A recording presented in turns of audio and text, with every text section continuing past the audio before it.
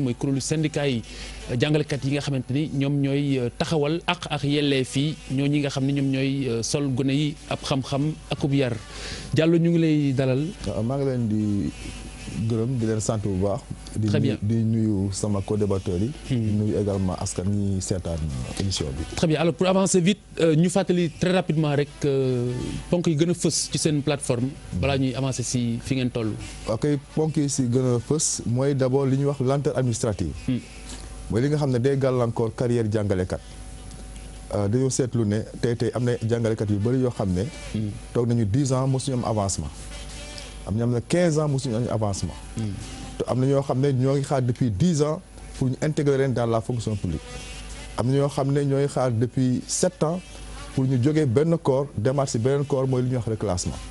am na ñoo xam ne ñooy toog pendant 5 ans di xaar commission pédagogique ñëw gis leen à la pratique du CAP ou du CAP. am na ñoo xam ne ñoo ngi toog depuis 3 ans 4 ans di xaar seen arrêté CAP ou bien CAP. te loolu yëpp moom mooy tax ba enseignant bi di avancer. te boo ko amul grade bi nga xam ne moom nga nekk mën nga fa toog pendant 7 ans pendant 10 ans. doo avancer sa salaire du yokku doo am promotion soo bëggee postuler si benn poste doo ko mën a def li si gën a doy waar nag boo demee également ba acte boobu kayit boobu nga xam ne yaa ngi koy xaar.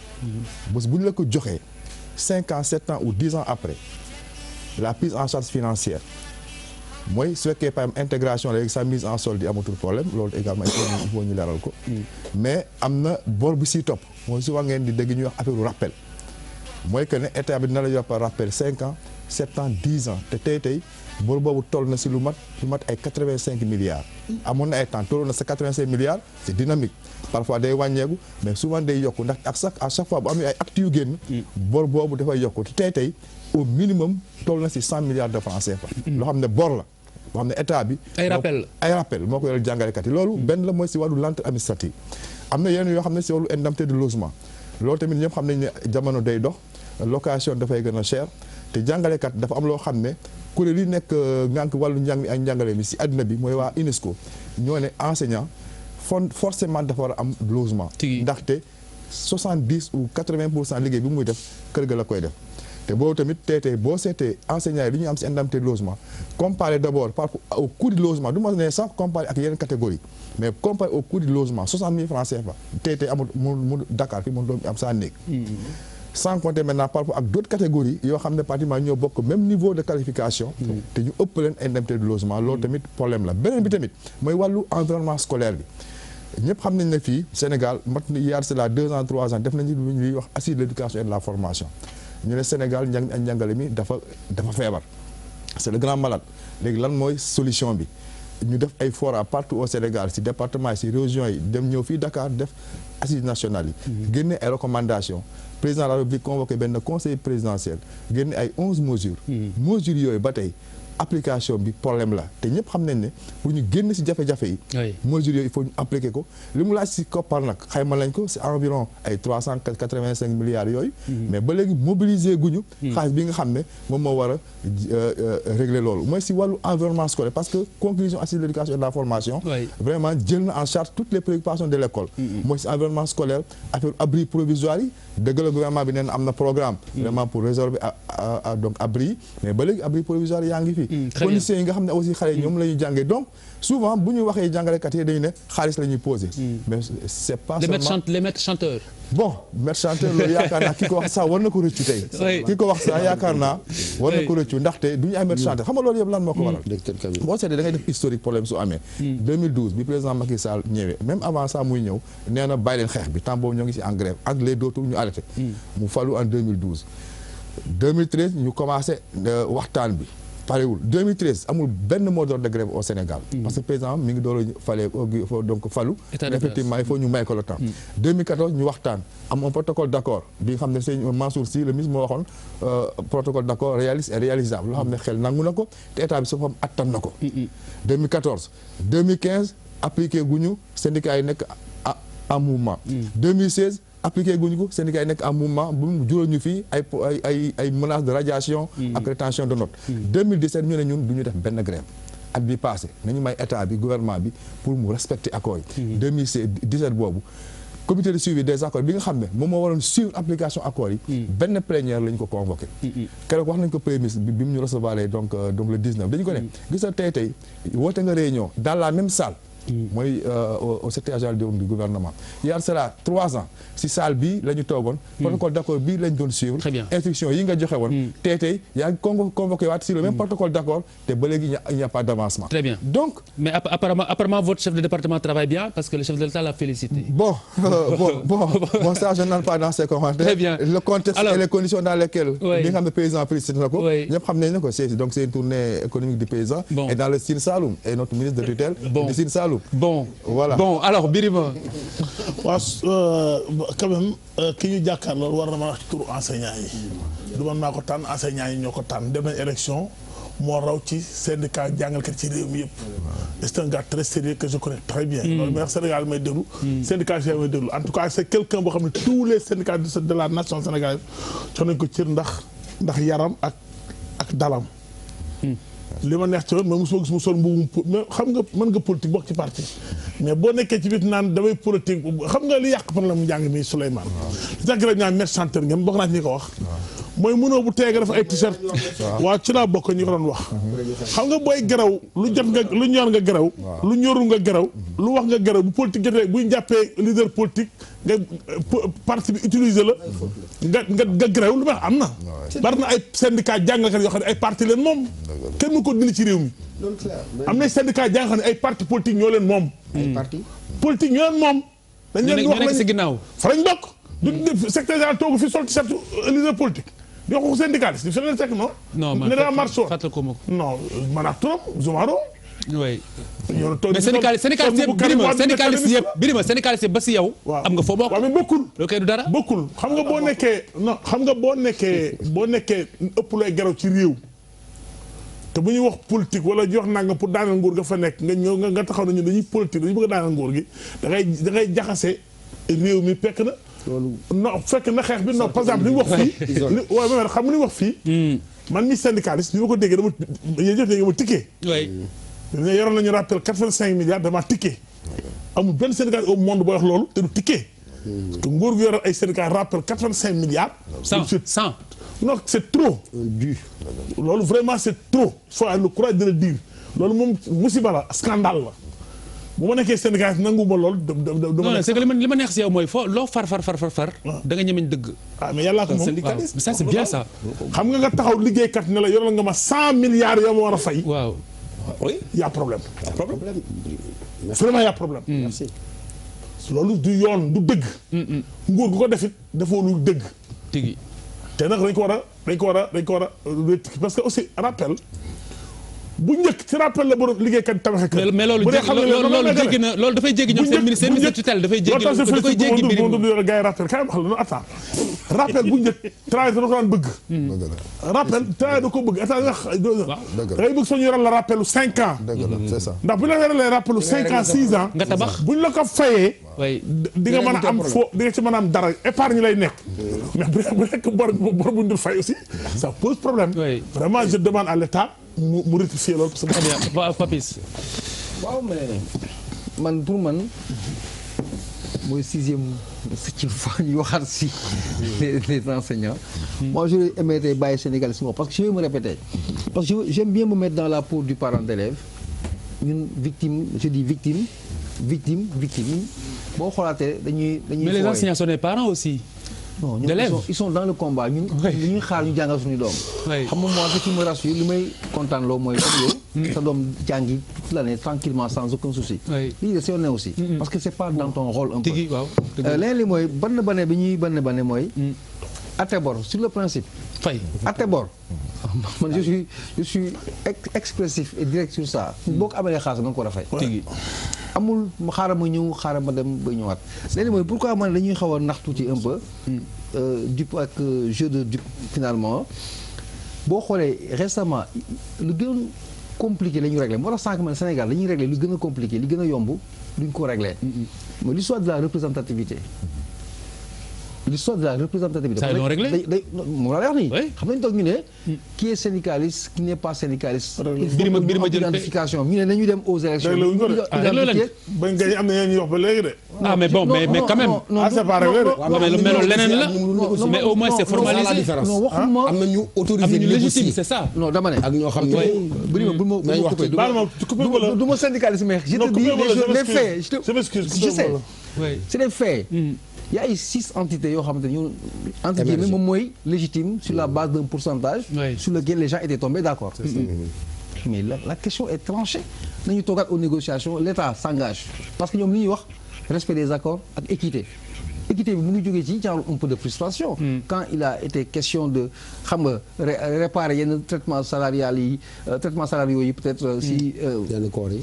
mooy affaire bi moo andi affaire boobu. donc ñu naan équité. ak respect des accords.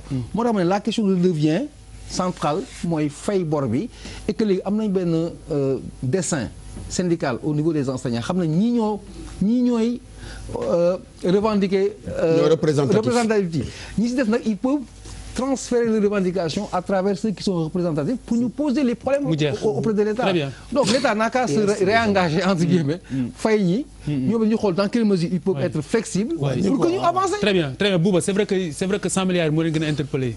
il y a d'autres points mais bon c'est important aussi. mais pour man surtout état dafay am ay priorités. te c'est-à-dire que l'armée la police la gendarmerie ne sont pas aussi importants que les enseignants. dëgg la. c'est vrai. Dans nos pays africains là il y a des corps de métier on les traite bien pour les raisons que vous connaissez c'est la réalité. pour les raisons que vous dites que nous connaissons. waaw mais ñiy jàngal suñu doom yi c'est pas parce que c'est des civils que nekk ñu priorité. à la limite ñoom ñoo gën a représenter menace sax. que nit ku yor gobar ak fital. lu leer laa lay wax. waaw fii ils engagent la parce tête. que suñu principal pour man problème menace c'est ci xel yi. parce que dañu nekk ci ay dëkk yoo xam ne ñu tous on aspire à l'émergence. Oui. Au développement mais il y a un préalable. njàng. tigi éducation. oui c'est-à-dire que. Mbaye. Aujourd'hui moi je m'attendais à ce qu'on parle de jumtuwaay. Un ordinateur. Qu'on pose devant un enfant. Mon fils soo ko joxee ordinateur mu doxal la ko comme man nu ma ko mënul doxalee. il a de la chance mais la majeure partie des enfants ils n'ont pas cette chance. ñoom li ñuy wax ni détail la waroon nañu weesu fi lu yàgg. c'est-à-dire que aujourd'hui ñu ngi wax fii ay ndox bu war a ñëw Dakar ay 137 milliards mais et li ñuy jàngal suñu doom yi. vous pensez que suñu problème mu enseignants yi c'est parce que éducation bi c'est parce que on a des problèmes de rappel. Non, le problème il est beaucoup plus profond. Il faut qu'on en fasse une priorité. C'est clair. du ay affaire parce que c'est-à-dire à la fin de la journée ñii amuñu doole. xam nga amuñu doole mooy lan mais lenn rek lañu mën a dem mooy taxaw ci mbedd bi. mais pourquoi on parvient quand même à maîtriser. yenn corps de métier yi. ba doo ci dégg dara mais ñi nga xam ne ñoo ëpp importance. muy ñiy jàngale ak ñiy faj. di am ay problèmes de détail. fay ma sama rappel 60 mais saa yi yéen ñi liggéey ci télé yeeg ñëpp ku fi liggéey bu Pape Cheikh Diallo liggéey un à 2 ans mu tourné dem seeti Bouba Ndour wala Youssou Ndour ne ko yokkal ma. kuy bay da ngaa bëgg tool. il faut que c'est yàlla musuma dégg te solli ci biir affaire bi moom mooy wax dëgg ça veut dire aujourd'hui il faut que ñu identifier. suñu bëggee avancer il faut ñu identifier suñu problème ak suñuy priorité gaañi c'est-à-dire que dans un état où aujourd'hui on parle de ces problèmes-là ça veut dire qu'on n'a rien compris. C'est pas un problème de 85 milliards. C'est un problème de fond. Très bien. Il faut que ñu déterminer la priorité. Merci Bouba. Alors Pape Cheikh Papis moo ko touché lii c'est pas moi c'est Papis alors professeur waaw merci professeur c'est un peu dafay xaw a doy waar daal da ngay xaw est-ce que doo xaw a inconfortable trop wala. non c'est une question qu'on a déjà abordée. Oui, man oui. wax dëgg yàlla gëm naa ne am naa tuuti benn liberté intellectuelle. bien sûr waaw am ay jëng quoi. dëgg la xalaat dëgg la souvent dama koy wax taxaw nga fii grève am fii ñu dégg ma may leen man gréewatuma donc xam nga je suis Parfaitement. du ma quelqu'un kuy laxatu di nangam j'assume mes positions très clairement. absolument. Mais ci grève bi wax dëgg yàlla boo leen déglu man leen na ma ci marqué dañ naan respect des accords ni ko Birima waxee ku la ne respect des accords Oui. mais Khalifa lan nga ciy teg respect des accords yaa toog ma toog nga signé respect des accords tigi loolu wax dëgg yàlla doyadil njàngale la d'abord doyadil jàngalekat la xam nga toog naa fi ma ne le drame de notre pays de nos gouvernants boo leen seetloo feneen fu yëngu priorité la mais enseignant moom c'est vraiment des citoyens entièrement à part boo waxee ñu ne oh ils sont tellement nombreux je dis mais bu ñu yàpp ou on a besoin de moi ou on n'a pas besoin de moi mu leer si nous sommes trop nombreux qu'on ferme les écoles on n'a pas besoin d'enseignants kon musiba am. ah déet dañoo bari c'est l'argument qu'on nous sert donc on n'a pas besoin de nous mais qu'on ferme les écoles et l'affaire est réglée il y a plus de rappel à payer il y a plus d'indemnité il y a plus rien il y a plus de pays. mais il faut qu'on soit sérieux mais il y aura plus de pays. mais il faut qu'on soit sérieux malheureusement Khalifa Oui. il faut qu'on arrête d'insulter les enseignants il n'y a aucun respect defuma procès d'intention de j'en juge par les actes que les gens posent pour la première fois gars yi dañoo taxaw ne sawaay du ñu grève li muy wax je le confirme je suis enseignant craie en main ils disent saa yi grève bi dañ ko bàyyi nañ jàngale nañ jox gars yi temps quand même comme signé nañ protocole d'accord on leur donne vraiment une marge bon pour qu'ils règlent ça 2 ans 3 ans après comme il le dit dans la même salle au même endroit il répète les mêmes accords tu répètes les mêmes instructions que tu aurais données mais il faut être sérieux Oui.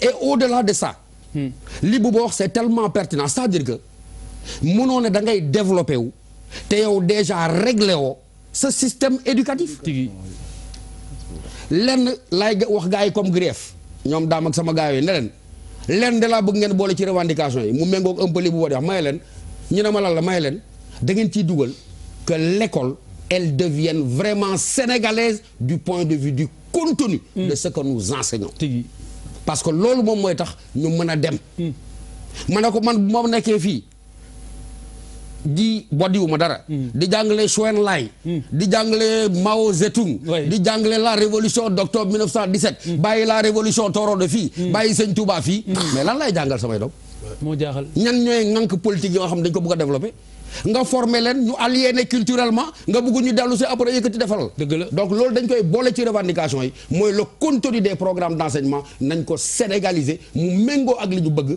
méngoo ak mi nga valeurs yi ak waaw xale yi fam jàngale talaatay ndeer jeex na tàkk ah kon nag ñuy ñaan nguur gi wax Oui. dëgg yàlla du ma dugg ci ay maître chanteur rek parce que vraiment ki ko wax man vraiment j'ai été très choqué qu'il le dise muy maître Youm Oui. parce que c'est un homme que je tenais jusque là en très haute estime mais bu ma ko déggee de façon aussi légère tu décrètes que des gens aussi sérieux que des enseignants c'est des maîtres chanteurs j'ai été profondément mais il y a des blessé. maîtres chanteurs de. non il devait pas avoir pas tous les- d'amalgame Birima Il y a des maîtres paramètres. qu'il y ait des maîtres chanteurs Il y a des Birima maîtres déglu ma fii laa taxaw waa Birima déglu ma waaw déglu ma ne boo may ma tontu la Waaw. man dégg naa ab enseignant syndicaliste ne dañuy combattre pour la lutte de pour tel daanu pour jële fi président. ma ne considérer que celui-là il ne parle qu'en son nom propre Tigi. les enseignants sont des gens sérieux man kenn mënu mën a gerew lool pour renverser Macky Sall ce n'est pas mon rôle quand celui-là l'a dit ci télé bi laa taxaw dénoncer ko ne c'est indigne Oui. je ne dis pas d'un syndicaliste mais d'un enseignant nga taxaw naan je me bats pour le départ de régime tu crées de la confusion dans l'esprit des populations travail bi ñu def yëpp nga yàq ko ñu ne da ngay politique te Très bien. ñu politique uñu Très bien, merci prof. waaw. Merci professeur. c'est un Alors comportement Charles, isolé individuel Charles, prof, qui n'a rien à voir professeur, avec l'activité un des jour enseignants. il faut ñu taxaw si affaire bu boo xam ne détail la. Enfin détail lay niróol. mooy c'est l'impact de la craie sur la santé des enseignants. tuberculose. waaw non, il faut ñu taxaw si un jour parce que craie war nañ dépasser fu ñuy bindee craie. waaw mooy li bu di wax di jumtukaay c'est-à-dire que vraiment Parce que la nañ craie, joxaat c'est- éducation bi ak xam ak yelleefam Ah oui. et surtout j'insiste nga baal ma Oui. respecter les enseignants c'est pas des parias. que les enseignants respectent la population. Nous faisons notre travail, Birima. Nous faisons notre travail au quotidien. Nous forgeons des âmes au quotidien. Il y va de notre santé mentale. On donne de notre poche pour soigner des enfants malades. Kenn du ko wax. dëgg la waxal. On ne donne pas des leçons de moralité et de patriotisme. duñ ko nangu nañu respecté jox ñu suñu àq ak suñu yelleef. waaw il faut que ma déglu professeur wax parce que lu muy wax ni dafa am solo. tigi dëgg la. xam nga boo xoolee état ñaari secteur la am lu gën a am emploi. c'est l'enseignement et la santé. waay. bu ñu xoolee enseignement bu ñu xaymoon tey ñaata élèves ñooy jàng Sénégal ay millions la ñuy wax. élèves yooyu yëpp tuuti tànk yëpp nekk ay projets sociaux kan moo ne ci gannaaw enseignement man dama doon ne les enseignants sont les enfants gâtés de la République ci ay fo. mais boo xoolee bu baax Bouba pose un problème sérieux mais est-ce que suñu gars yi xam nañ lan mooy suñuy priorité. boo amee 6 millions xaw ma ñaata millions ñooy jàng xale yi par an 6 millions xale yuy jàng nga xam ne c'est une génération boo xamante ne en 2025 on est en train de dire que ñu ngi teg ndox pour 2035 afin ñu teg développement mais ban Sénégalais 2035 boobu ngay am. pour que moom justement entre 137 milliards yu nga dugal fii ak moom bu ñuy daje ci moment boobu est-ce que il y a une cohérence en termes de consommation. Est-ce qu'il a été fait pour ça. on a un problème de priorité ban Sénégalais yi ñuy def. boo xoolee tey bu baax ku mel ni man ak fii defe naa ñëpp ñu fi toog defe naa fii daal am fi koo xamante ne sa pap da laa yóbbu école privée. en tout cas ba sa terminal. man musuma xam école privée de ma vie. te lu ma xam yëpp tabarsakal suñuy enseignants yi ñoo ko dugal fi nga xam ne bu may dem bitim réew nit ñi bu ma lakkee ak ñoom anglais dina ma yow. foo jaar New York xam nga yu demee noonu boo demee France ñu ne mais vous avez fait Paris des choses xam nga. loolu tax ba ma toogee dafay am loo xamante ne je ne suis que le. tubaab yi ñoo gën a dégg tubaab. voilà ñoo gën a dégg bokkul sax tey day dugg si biir di seen maat ñu fëgg xam nga. mais dëgg la tubaab yi ñoo gën a dégg c'est-à-dire amul complexe boo toogee tey nga xool ce que sont devenus nos enfants damay toog di xool su may doom ak yeneen xale yoo xamante ne am nañ 15 ans mu xool ñu am loo xamante ne ñun amuñu ko. muy maanaam man balaa pour ma lire benn livre dama doon dox. fii xale am nañ Google ñoom ñoom internet yëpp ba pare xam ñu si dara. nous avons une véritable faillite mais lan moo ko indi. école da ngay former da ngay éduquer mais pour kooku nga mun ko jox mu éduquer sa doom mais ça waaye foog les conditions. il faut xel ba dal. il faut qu'il soit en bonne santé. un peuple qui est en bonne santé mooy peuple boo xamante ne dafa xam yaramam donc dafay sport dafa am foo xamante ne daf ko jaar donc santé ba dootul coûter cher à un état éducation bi dootul coûter cher à un état lii enseignement est quelque chose boo xamante ne dañ koy teg c'est des ay ambitions la ay visions la tey boo toogee dañ bëgg a tabax on parle d'émergence mais ban Sénégal ngay am en 2035. ban émergence nga indi donc aujourd'hui et puis 100 milliards autre chose moom bëggoon yokk xam nga si tu veux donner 100 milliards à des gens demain quand tu es en état c'est simple du dafa am ay lois rectificatives du leen koy def du loo xamante ne loolu rek moo am Sénégal un état très bien pour régler alors ñu jël dañuy jël Kama ñu jël le coordinateur il y a le coordinateur du collectif des élèves maîtres Boubacar Kama bonsoir. Bonsoir Khalifa. Alors Boubacar ñu ngi lay déglu sa contribution lan la. maa ngi lay nuyu d'abord di nuyu ñu nekk ci plateau bi yëpp. oui te di leen remercier bu baax a baax tamit parce que ci foofu la ñu njëkk a jaar ci suñu problème bi. oui ba am nañu tuuti satisfaction ci li nga xamante ne moom lañu doon laaj. tant mieux ba pare tamit maa ngi nuyu le secrétaire général le camarade Souleymane Diallo. ci liggéey bi nga xamante ne ñu ngi koy def. waaye ma koy wax nag ne ñoom syndicalistes yëpp nañu booloo nekk benn parce que li ma gis ci élection de représentativité syndicale yi mooy que ne gouvernement bi dafa def élection de représentativité syndicale yi tout simplement pour diviser les syndicats au niveau du système éducatif. pourquoi foo teg li ngay wax nii. parce que tout simplement actuellement li mu def mooy que ne def na élection de représentativité syndicale am na ñu nekk en tête am na ñoo xamante ne demuñu ñu ngi sànnante ay xeer ci seen biir te loolu warul. C'est la faute aux enseignants. Et c'est pas la faute à l'État du coup comment loolu nguur gi yoon nekk si oui enseignants yi ñoo demandé élection yi. attendez comment. li ma bëggoon wax rek Khalifa. waaw ñoo demandé élection mooy que ne. c'est le grand gouvernement. mooy que ne. ñoom ñoo ko demandé. c'est de grands gaillards. Non, ça c'est la faute aux enseignants. mais comment l'accusation est gratuite là. waaw quand même. Hein? Ce sont de grands gaillards. De grands. Ah oui, ils sont majeurs vaccinés. Rectifie, de grands messieurs. Ban grand monsieur, des messieurs qui font ça ne sont plus des messieurs.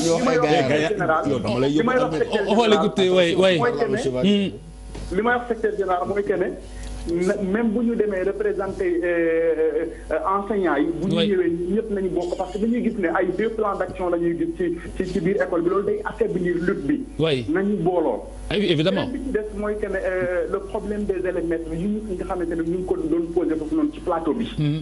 dafa mel ni dara am ci ba léegi parce que quand on dit qu'on a signé le décret de l'éducation ba pare am li nga xamante ne appliqué wuñ ko ba léegi parce que application mooy que ne li ñu doon laaj mooy intégration directe à la fonction publique li nga xamante ne noonu la ñuy intégré ñi nga xamante ne ñoom la ñu recruter ak le niveau bac au niveau de l'école normale ñuy génn def 1 an maximum la texte yi wax intégré à la fonction publique.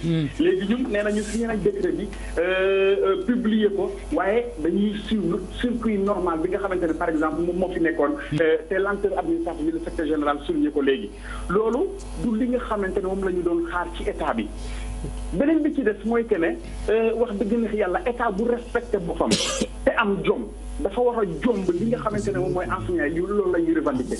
mooy par exemple lenteur administrative rappel d'intégration avancement rappel et cetera yooyu état bu am jom daf ko war a jomb enseignant di ko revendiquer. Très bien. Très bien, Kama, merci beaucoup. léegi bi ci bi. Kama ma daaneel. oui rapidement oui. ma daaneel parce que beneen bi ci des tamit autorités yi dañoo warlu respecter enseignants yi. oui on l'a population dit bi tamit comprendre que ne. ñun jàngale mooy suñu rôle. Très bien te tamit bëgg ñu dul jàngale. Très bien dafa am yenn conditions yoo xamante ne tamit. nit mënu cee jàngale. Très bien yàlla. Très bien merci beaucoup Kama kontaan nañ ci li nga ne am ngeen as tuut ci li ngeen doon revendiquer. C'est excellent c'est très bien. yàlla na si complément bi topp c'est mieux que rien déjà alors oui. oui d'abord par rapport ak seen attente. yéen ñaar fii kii wax na problème contenu yi. yaakaar naa loolu bokk na si conclusion assise de l'éducation et de la formation. Si je sais mais dans les revendications. non bokk na dans les revendications. parce que déjà ñun au niveau de notre plateforme revendicative. il y a un point qui. boo xam ne ça touche l'application. kon dans la communication na gën a fës. voilà loolu la xëy na voilà vous avez pas mal raison xam nga aussi souvent. peut-être que. c'est noyé dans. opportunité bi mu am fii. di wax de façon libre pendant des minutes. si c'est au micro d'une radio ou d'une télévision c'est 1 minute 30 secondes. souvent li gën a fës rek moom la ñuy jël. avec indemnité yi la ñuy génne. te fekk il y a d'autres préoccupations qui sont là. beneen bi tamit la question de la CREI. loolu tamit posé woon nañ ko. pour ñu yokk ko sur la liste des maladies professionnelles. voilà mais là également souvent état bi day xaw a traîner les pieds. mais je pense que c'est extrêmement important. xam nga luy problème mu enseignant yi. l'histoire là dafa yàgg. c'est que dañoo jël mettre en avant des intérêts crypto en fait ay affaire de xaalis boobu noonu. loolu moo nekk en exergue ba mu am benn genre entre guillemets mépris quoi que boo déggee grève sax. tu es révolté contre les enseignants parce que tu dis que. moo tax je comprends pourquoi professeur di insister sur contenu revendication yi. que mu varié. am un peu aspect pécuniaire am aussi loo xamante ne c'est dans le cadre éducation la formation. niveau d'enseignement niveau d'étude loolu mooy seen en fait. moo tax communication dañu ko war a renverser. ñu xam ne c'est vrai que xaalis boobu mu ngi koy wax sànq ne ku liggéey ñaari at bëgg a yokk sa salaire.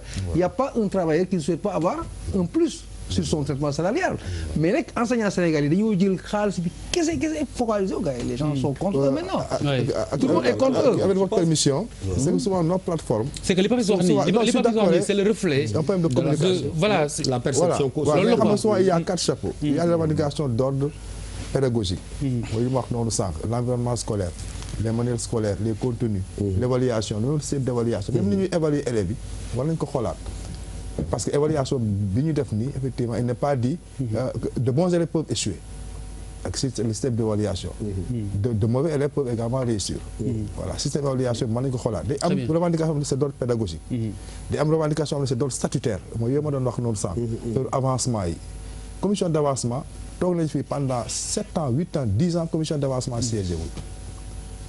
Il y a des questions également d'ordre social mooy affaire habitat plus maintenant les questions d'ordre financier mais comme ni nga ko waxee xëy na souvent parce que xam nga lu tax yooyu mooy gën a fës parce que souvent désaccord bi entre gouvernement ak syndicats yi c'est sur les questions financières mën nañu waxtaan am yooyu yëpp dañuy accord mais désaccord bi souvent c'est sur les questions financières. Très bien. moo tax moom mooy gën a fës. mais on est conscient que. war nañu améliorer la communication pour que nit ñi xam ne. du xaalis rek la ñuy revendiquer. am na leen lu ñuy revendiquer. Très bien. mais man problème boobu bëggoon soulever je pense que. dafa am problème priorité wax nañ ko. mu am problème mu qualité parce que man wóorul que école bu ma newoon entre 1900 dans les années 60 ba 75. vent vaut kii. c'est vent tey boo ma waxoon tey ma dellu foofu. dinaa fa toog. parce que il y a aussi quelque chose qui s'est passé moo xamante ne xam nga à un moment école dafa am lu mu meloon Sénégal mu changé. ton école est en ruine non. mais c'est une bon ñu ngi koy defar la fois dernière gis naa ñu koy peinture yooyu. mais bon c'était en ruine. moi je suis allé à Cité Balabé l'école Ibrahima Sarr. voilà suuf saa nga koy lekk. voilà non c'est en ruine ça veut dire en fait. xale yaa ngi lal ay basang di jàng. dans un pays pauvre aussi. pays pauvre oui mais bon. non attention c'est un pays riche mais on ne sait pas l'exploiter sa richesse. non dëkk boo xamante ne. les riches de sa jeunesse. waaw on sera riche plus tard ci xaalis quoi mais pour man tey le véritable problème ça veut dire que bu ñu xoolee nii problème bu ñu koy posé nii. boo bëggee faj éducation ce n'est pas en posant des problèmes ponctuels comme ça maanaam fii ak 35 ans la fii ak benn génération. très bien nga xamante ne fii ak benn. Monsieur le ministre. très bien alors. pour terminer juste mais c'est comme mais on a terminé. désolé Charles. alors pour terminer juste dama bëgg a xam fan ngeen toll. ci grève bi. boo paree fi ngeen toll.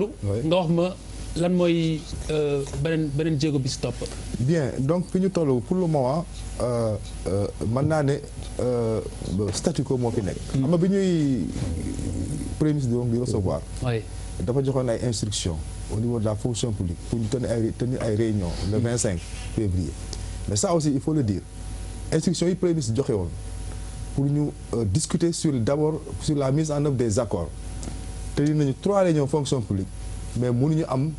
yoon bi nga xam ne moom la ñu war a jaar même document bi nga xam ne document de synthèse. attendez premier ministre instruction bi joxe toppatoo. exactement parce que dafa newoon le 25 février nañu daje ñu régler la question sur le corps des administrateurs scolaires.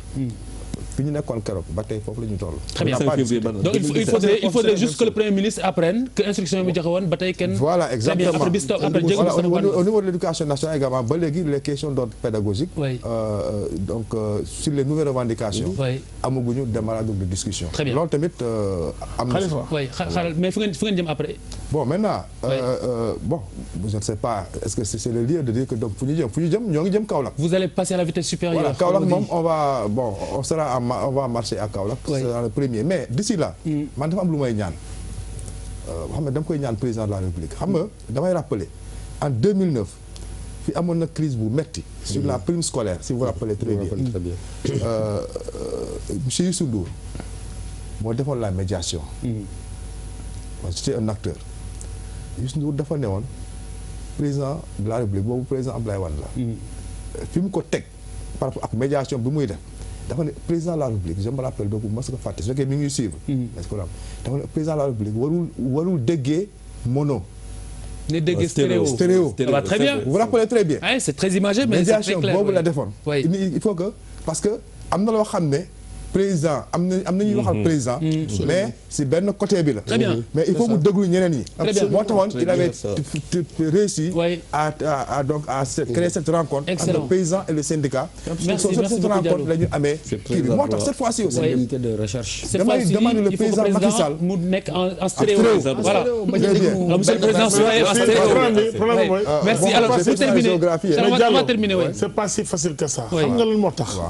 il faut aussi yéen syndicat jàngalekat yi. ngeen moo toog autour d'une table xoolal ci bët. ne ñun dañuy syndicat. oui. mu nekk li may wax xam nga ko syndical si la. mu nekk lutte syndicale. bañ a nekk. lutte politique. merci Birima je suis d'accord avec toi. merci Birima alors merci Diallo.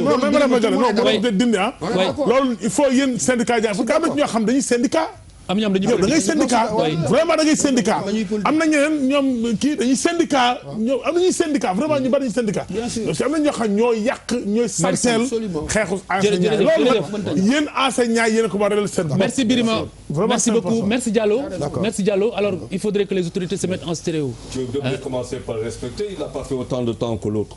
L'enseignement, portion congrue de Giancarlo, selon Khalifa, comment dire. Charles parce que des problèmes Charles mets-toi en stéréo. Diallo dis-lui qu'il a allez deux voix. gis-gis c'est son combat boobu c'est son combat. beneen bi passé c'est ton. ñu démarrer ak Bamba Fall. fi amul kii. gërëm yaay yeeg pap maa ngi gërëm ñi ñëw ci bés bi yëpp di gërëm yaay yeeg papa yëpp di yóbbante nuyoo ci sama mag le président Macky Sall nit ku baax la nit ñi nag dañoo mënul ràññetle am na ñu naan waaw xanaa dafa bëgg a transhumé xanaa dafa bëgg a dem lenn man socialiste à vie la socialiste la wante nag du ma xeebal nit ku ma defal teraanga de ma am naqar ma bokk ak yow parti jaale woo ma bokk ak yow coalition jàppal jaale woo ma keneen bokk beneen parti yëg sama naqar ñëw jaale ma nga bëgg ma yemale leen du ma ko def ndaxte nag boo nee nit ki la mu la defal xaw ma noo koy def la mu la defal tax ndaxte li tax mu am solo ci man for ci man damaa bokk ak ay nit parti te taxawoon fi ba tey ma bokk ak nit ay coalition di sonn ci ñoom seen guddeeg bëccëg xeeb ma seen dara ba tey taxawuñu fii kon président Macky Sall ci politique ak li ma koy wax ak li ma koy yekk yëpp bu yëgee sama naqar bëgg a ñëw mënul ñëw yónni li gën a fort ci moom ne ko nag naw naa jëf ji te teraanga Papis gis-gis. non ce n'est plus gis-gis parce que yàgg na trop bref li Bamba wax nii. amul dara lu ci bees pour des Sénégalais. ku la jaale na delloo ko njukkal bi mais je dis mais fii Charles toog la Bamba mos a toog fii ñu wax politiquement wax si lu bëri wax ses convictions wax nu mu amee mépris contre ce régime sa façon dont le gouvernement gère ce Sénégal. Les imbéciles ne changent pas. bu ñu tant que il ne je répète c'est important. non c'est quand c'est important. waaw jaale bi xam nga nous sommes tous des Sénégalais. c'est vrai c'est sensible. sa waaju génn àdduna kilifa ñëw jaale la. tu ne peux que t'en réjouir dafa rafet mais na yem foofu. sinon non dañuy dem ONU ñu ne nañ ñu décréter le Sénégal amul politique. ñu jox ñeneen ñi quoi. Charles Diego de quoi. tu ressembles waxu wax laa wax. Diego ban Souleymane Faye. ah ouais ça c'est un honneur mais en quoi. J'espère que c'est dans l'esprit. Bien sûr. C'est trop flatteur loolu antaluma ko tollaguma foofu je suis encore apprenti Souleymane Faye. Donc tu es assez intelligent pour comprendre. alors Charles. alors waaw lii enfin c'est vrai que il faut faire la part des choses. oui. bu fekkee dama xool avec recul détachement am na lu wàññeeku ci moom muy dëj muy naxaar ñun ñëpp di ko ci jàll. mu ne ki nga xam ne moom moo jiite réew mi am na ku mu yebal pour mu ñëw jaale si ko. moom dans son discours mu ne ma je vais faire la part des choses je reste socialiste à vie loolu la wax waaye rafetlu na acte bii mu def ci naqar wii mu ñëw jaale si ma mais j'ai dit je ne lui fais pas de procès d'intention. Très bien. doo fi nekk di xool leneen lu mu wax la mu wax je suis socialiste à vie am naa naqar njiitu réew mi yónnee na ki sës ci moom muy premier ministre mu ñëw jaale ma waaye lan ngeen bëggati je ne suis pas dans le procès d'intention je m'en tiens au texte. Point. Alors sans commentaire Bouba. Je suis pas d'accord avec professeur. Dis-nous tout. Du tout. Bah dis-nous tout. Naturellement. Parce que tout simplement. oui. Sigil ndigaale sigil sa wàll kese sigil ndigaale sigil sa wàll. Non du tout. Je pense que lii Bamba Fall wax c'est très clair. C'est très clair. Tu peux pas vouloir une chose et son contraire. Aujourd'hui moment bii ñu nekk nii. 2018. ak proximité ma Khalifa Sall. mu wax lii du waxi jaale. non il a dit président dénk na la Khalifa Sall. non waaye ma ni doo ma déglu. waay da nga ma jox ki. maa ngi la déglu kay bul ma dagg. dagguma la waxal. voilà dama ne. gis-gis ah. dama ne. gis-gis la en plus. démocratie. vas-y Bouba soit bu ma laissé terminer wala ngeen kii. absolument bu ñeneen non Khalifa ba ci caa bu yëpp temps bu xam naa yow Sénégal gën a ñoo dégg. sama rythme ngay waaw xam nga boo daggee nit ki da ngay yàq fu mu ne nii da ngay yàq sama rythme dama ne. lii di waxi si gindigaale si gis lan la xam nga il faut que politiciens yi man waxuma sax waxi politiciens yi ñiy topp politiciens yi dafa mel ni bu may topp nit lan moo tax ma koy topp conviction li muy dégager li muy représenter. mais li mu wax ni saay di wax ku tëddoon fii ci kaso bi il y a quelques mois te président Macky Sall tëjoon ko mu génn du waxi jaale. mais les gens évoluent. non ne cherche pas d'excuses. Bamba Fall est très clair. mooy que et donc man li mu wax fii. waaw su ma sama réew man déglu naa kii bi. su ma réew soxlaa. comme tout bon citoyen. non Khalifa ba pare lan la ci gaaruwaale bi. ban gaaruwaale dafa gaaruwaale. xam nga tax mu gaaruwaale. waaw dafa ne. am na ñu ma bokkal parti. waaw saa waay si gindigaale si gis sa wàll. non laisse-moi terminer dama ne la. dafa ne am na ñu ma bokkal parti. man parti. déglu ma mais doo ma bàyyi ma coalition mais gars yi bu leen ma wax loo bàyyi la ma. mais et puis li gis-gis la quoi bu mais gis-gis bi yow yaa guddal dama ne dafa ne am na ñu ma bokkal parti. sama waajur bii ma. laissez-le mais Bouba da leen daaj vas-y Bouba dafa ne am na ñu ma bokkal parti sama waajur génn àddina jaale wuñ ma saay ay magum jëmmalan la Bamba Fall wax c'est très clair. oui bon bref merci. wax dëgg yàlla ça n'a rien à voir. merci Sigi Ndegale.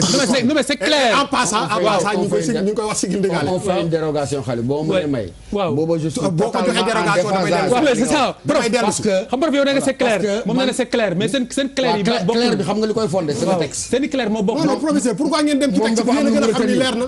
dafa am lu mu retenir man la ma retenir xam nga lan la Khalifa mu nekk mu ñuy. mais c'est clair.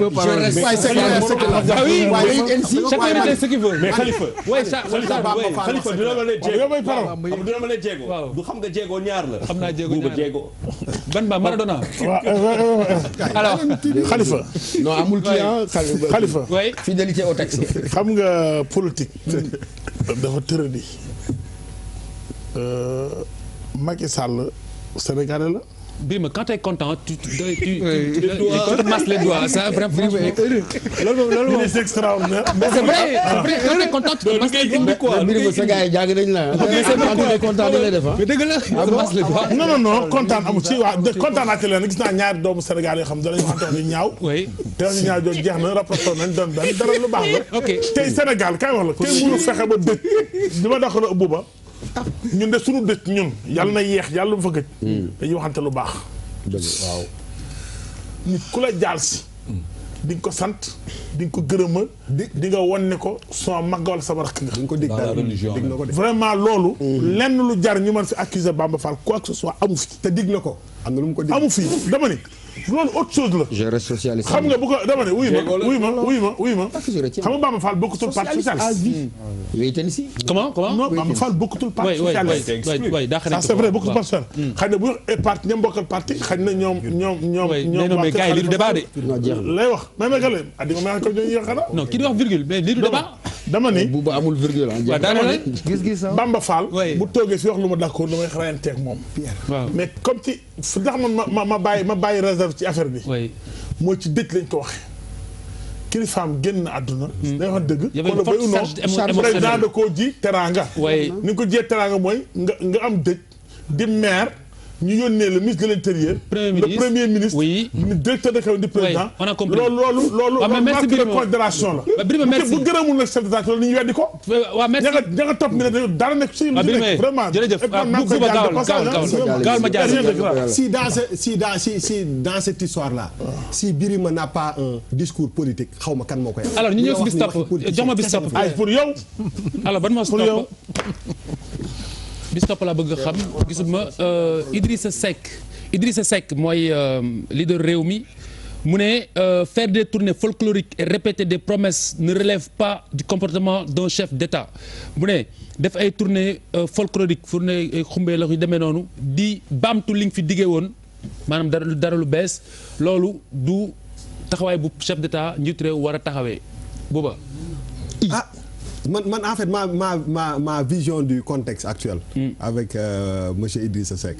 moom mooy que président Macky Sall Khalifa Sall bi ngi ci kaso bi. et il en profite. pour man ça veut dire que logique bi dafa aujourd'hui je me demande cette opportunité là que Idrissa Seck am si Khalifa Sall n'était pas en prison quelle serait quand même approche Idrissa Seck envers mais il est en prison l'État. professeur. bon c'est xam nga au-delà de phrase bi texte bi. da ngay xool ne rek il a le mérite de se battre pour exister nekk la seule opposition crédible face au régime en place. Il emploie tous les moyens pour attirer le regard sur lui et ça c'est de bonne guerre pour un politicien. Très bien. Il n'y a pas de problème. Alors Pour man, il est en train de réussir de s'imposer comme leader de l'opposition. Très bien Charles. loolu lay wër. kooku mooy opposition amul position lay ut. Alors Diallo. sans commentaire Birima. waaw man li ma jaaxal mooy monsieur Idrissa Seck xanaa daa fàtte kon ba mu nekkee premier fol ko noonu def bu naan dem Thiès ak bu daan inauguré di ànd ak Abdoulaye di inauguré. kon d'accord mais boo waxee loolu day d'accord nga ni folklore la. waaw dama ni waaw moom moo ko wax ma waxuma ko. waaw li mu bonal tey. bi mu fi nekkee ci même position. moom la baaxaloon. loolu la doon def. merci Birima alors ñu jël bis topp Seydou Gueye mooy secrétaire général porte-parole du gouvernement mu ne les pérégrinations de Idrissa Seck de Idi ne sont rien d'autre qu'une vadrouille destinée à tromper le peuple mu ne taxawaalu bi Idrissa Seck taxawaalu wër yi muy wër mu ne wër yi muy wër wër la yoo xamante ne nii du lenn lu mooy c'est plus fort taxawaalu non pérégrination moo donc mu ne wër bi Idriss Seck di wër du lenn lu mooy du lenn lu dul taxawaalu bu li ko yëkkati du lenn lu dul nax peuple bi nax sénégalais yi buba boo xam li ma waxoon wala. ah bah c'est à toi de voir. yokkalaat naa la ci li ma waxoon rek la dernière fois. c'est-à-dire que ci contexte boobu la ñu nekk rek. alors professeur. waaw il faudrait bon may nuyu mon ami Seydou Gueye ne ko nag les mots sont très très forts mon ami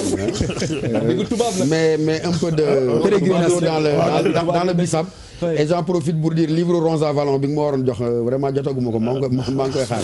mais nañ gën a woddu wax ji quand même au-delà de l'opposition qu'il peut y avoir entre des adversaires politiques. Très bien mais nañ gën a woddu wax ji quand même. moi il me ramène chez les gendarmes de Saint-Tropez. c'est ça alors.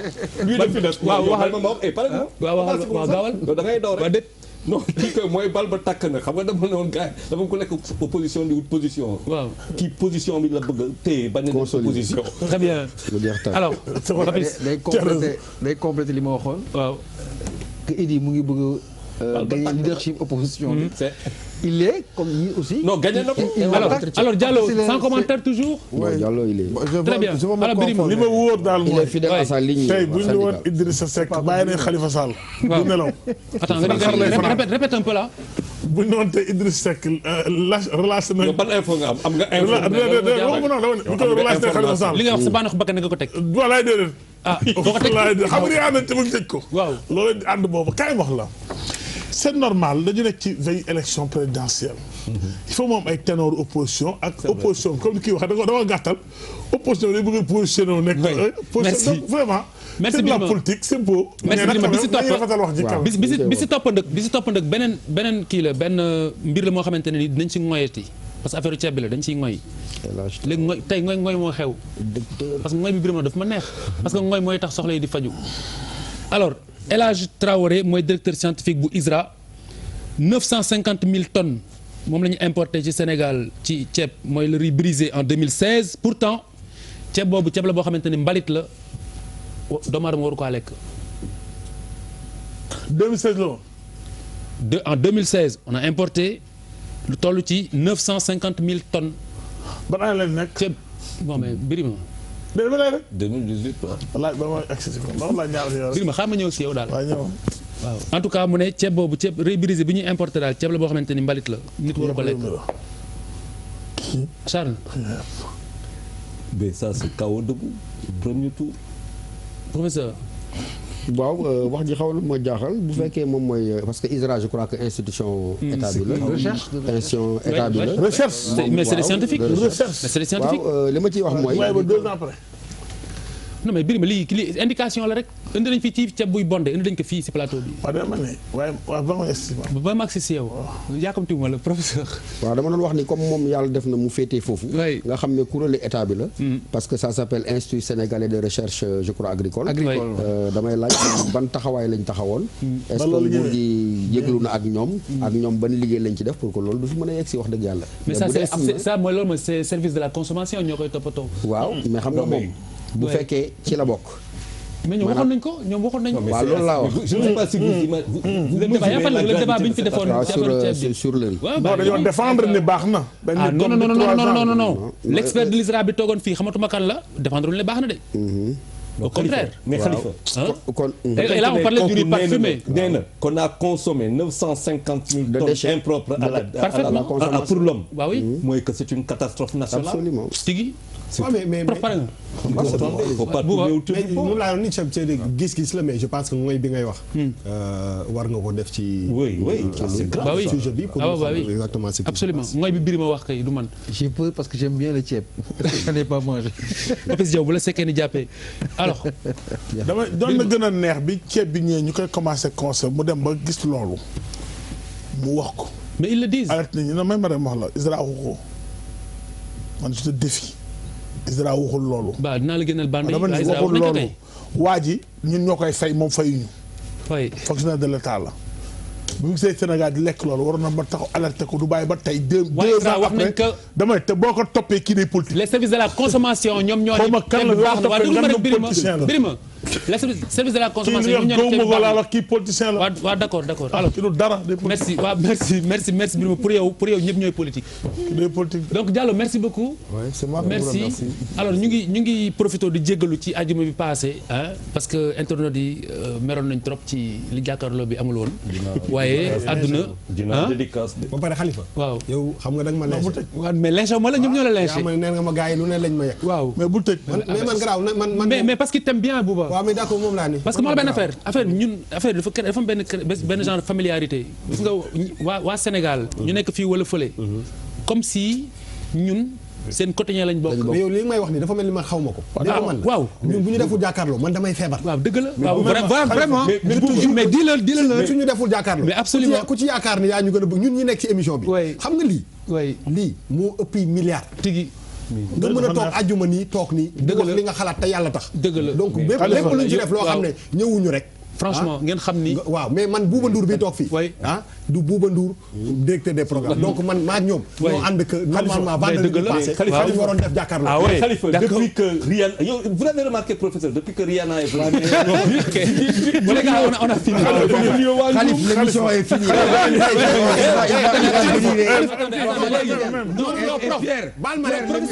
balaa may tëj. dinaa leen may ku nekk 30 secondes. mais balaa may tëj. yóbbante ak xala. dafa benn femme bu tudd Soxna Adja Samb. Soxna Adja Samb mu ngi dëkk Liberté 5. waaw. femme bi nee ne. yow yaa bokk nga si li tax muy saraan jàkkaarloo. yóbbante bi dafa fort. waaw d'autant plus que mënu ma ko woon bañ a wax. parce que li tax mënu ma ko woon bañ a wax. léegi mën naa voilà. non 2 secondes. bon un par un allez. non dama ne 2 secondes. mooy que biir yaa naa ñëwee. jour boobu sama ñaari grand yi comme ay franc-maçon. non mais problème de rien. tu l'as dit enfin. alors c'est rouge yi. permettez-moi de remercier la population de Podor. vendredi passé. vraiment def na fête bu mag a mag. yëkkati na culture on peut pas développer un pays sans culture. dëgg la de féliciter aussi notre grand Youssou Ndour seen na dëkk bi. parce que tey nee na moom coow moo ni depuis plus de 25 ans dugul zone boobu. kon xale yi nga doon teertu yëpp mos di ko gis nii. kon loolu c'était inédit vraiment ñu ngi gërëm organisateurs yi gërëm population de Ndioum. xam ni loolu mooy avancer le dëkk. maintenant képp ku bëggoon avancer le dëkk ci leneen ngay nekk. mais li ñu def lu rafet na ñi des nag c'est des retardataires. waaw di nuyoo waa Ndioum rek. ak Pape Diouf. waa Louisiana foofu. ci États-Unis yow li nga am Ndioum dégg naa ko wax ko ci télé bi. alors excellent week-end au revoir.